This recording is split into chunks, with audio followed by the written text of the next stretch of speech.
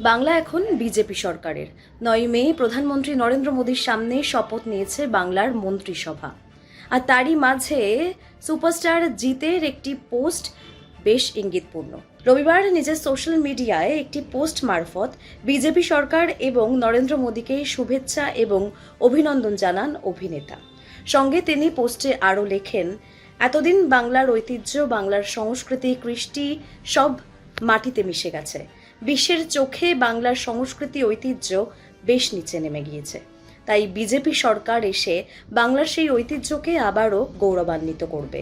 মোদির গ্যারান্টি স্কিমে ভরসা করে জয় হিন্দ বলে নিজের পোস্ট শেষ করেন জিতের এই পোস্টের পরেই টলিপাড়ার অন্দরে খবর, তাহলে কি বিজেপিতে নাম লেখাচ্ছেন অভিনেতা?